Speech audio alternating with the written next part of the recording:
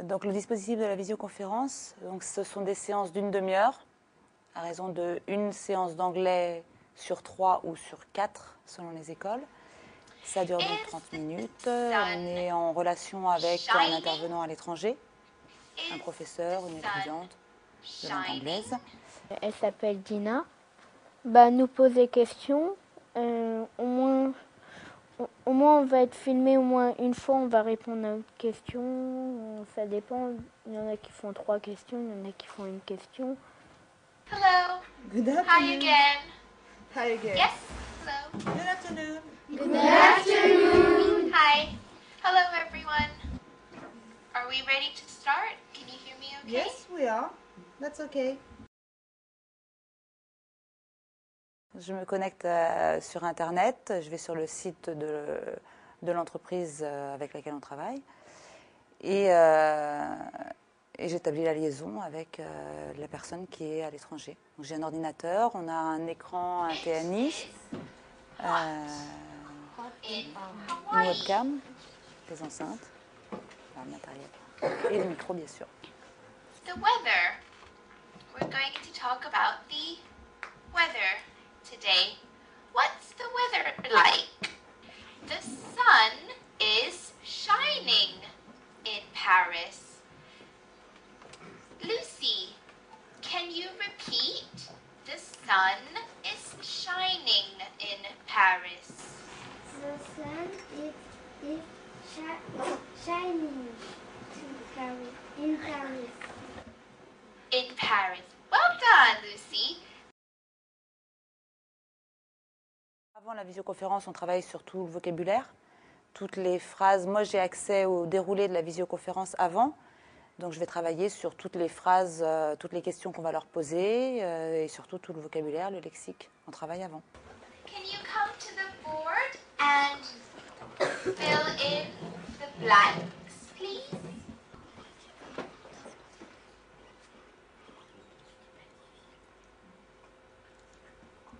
It's very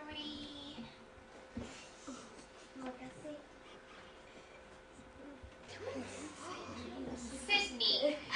Good try. It's very hot in Sydney.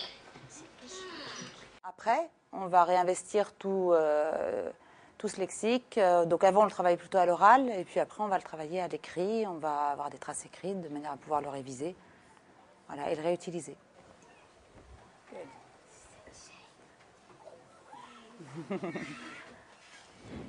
Is that okay? Anne, I know this is Hawaii, but what does this say? Read it. What does this say, Anne? It's the sun shining in Hawaii. The sun is. Ah, okay. Good try. The sun is shining. Good. L'intérêt pour moi, c'est que pendant 30 minutes, les élèves baignent dans l'anglais, vraiment. Ils sont face à une personne anglaise, ils lui parlent en anglais, ils ne parlent pas du tout au français. On a du mal à obtenir ça dans une leçon d'anglais. En classe, ils ont toujours tendance à traduire ce qu'on dit, à essayer de traduire les questions, et puis de temps en temps à parler en français. Entre eux surtout. It's not sunny in New York. It's not sunny in New York. It's snowing. It's snowing. Il y a deux cas de figure. Dans la classe qu'on a vue là, donc le micro circule relativement facilement. On a mis du temps à obtenir ça. Ça circule facilement et on va dire qu'ils réfléchissent en attendant le micro. Avec des plus petits, là c'est plus compliqué parce qu'ils s'occupent du micro, mais du coup ils n'écoutent pas la question qu'on est en train de leur poser. Voilà, donc ça c'est un gros inconvénient pour les classes, pour les plus petits on va dire. Pour les plus grands, non, oui. Alors parfois il y a un petit temps d'arrêt parce qu'ils ont le micro et ils continuent à réfléchir à leurs réponses, mais ça circule relativement rapidement et ça se passe plutôt bien, oui.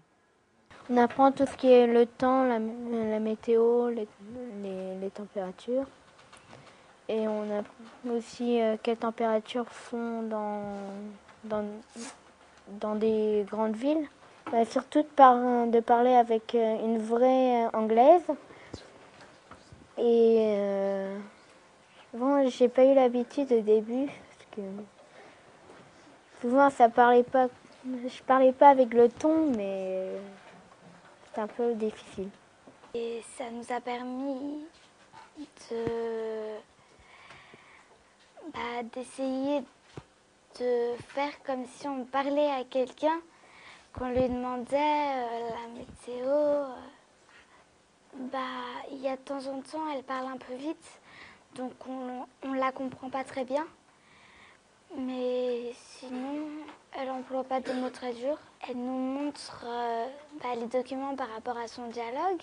Disons que moi, ça me pousse à leur faire travailler des choses que je n'aurais pas forcément eu l'idée de travailler.